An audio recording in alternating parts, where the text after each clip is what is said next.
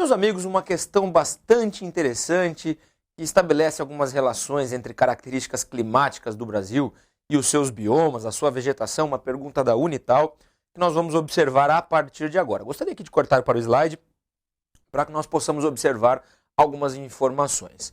A distribuição irregular de calor e a precipitação propiciam o desenvolvimento de diferentes tipos de vegetação na superfície terrestre, com sua fauna associada. Voltando aqui à nossa discussão, nós temos uma questão muito interessante aqui que estabelece uma relação entre a característica de uma determinada paisagem e a gênese dessa paisagem.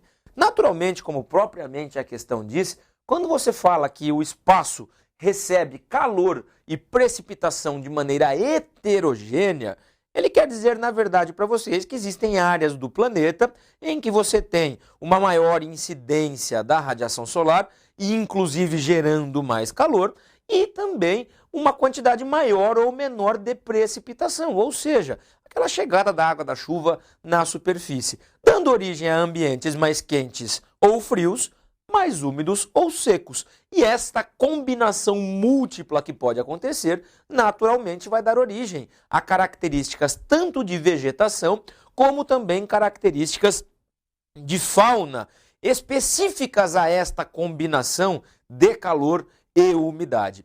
E aí, em cima dessa questão, ele estabelece uma pergunta muito simples. São exemplos de biomas no Brasil.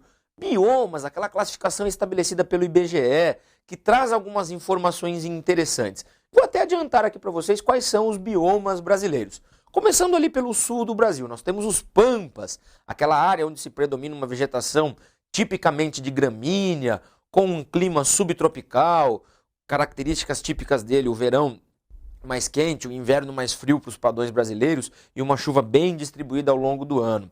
Quando você vai sentido o norte do território, nós temos a grande formação da Mata Atlântica, uma floresta bastante diversificada, heterogênea, densa, latifoliada, ocupando áreas planálticas com grandes variações do clima tropical.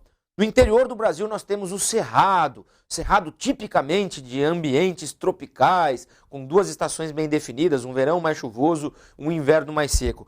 Pertinho do cerrado, numa posição aqui sudoeste, nós temos o Pantanal, uma planície alagada muito importante, riquíssima em biodiversidade brasileira. Ali mais próximo ao nordeste nós temos a área da Caatinga, vegetação xerófita, adaptada às temperaturas altas e, obviamente, um índice pluviométrico mais limitado. Temos também a grande floresta amazônica, que é extremamente importante, riquíssima, heterogênea, densa, com formações mais alagadas, com formações em áreas de várzea, com formações em áreas de terras mais altas, onde se desenvolvem as grandes árvores. E nós temos também toda uma faixa litorânea, onde se desenvolve, por exemplo, o mangue brasileiro, espaços adaptados à salinidade.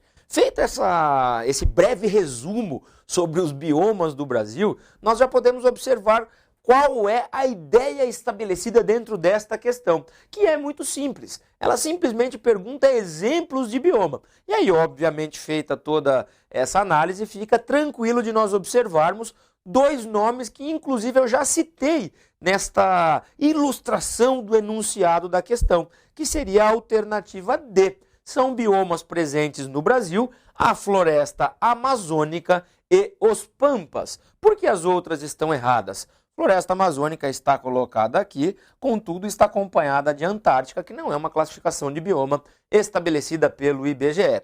Pampas é um bioma brasileiro, contudo ilhas oceânicas não é uma nomenclatura utilizada para classificar um bioma do território brasileiro. Assim como na alternativa C, que nós temos a floresta amazônica, contudo a restinga, apesar de existir no Brasil aquela vegetação típica ali de áreas mais próximas ao litoral, mas ela não é classificada como um bioma do território brasileiro, portanto, invalida também a demarcação da alternativa, a marcação da alternativa C. E também a E, os pampas estão aqui, mas mais uma vez aparece a restinga, que não é classificada como um bioma, sobrando, portanto, floresta amazônica e pampas, dois biomas pertencentes ao território brasileiro, portanto, justificando a marcação da alternativa D.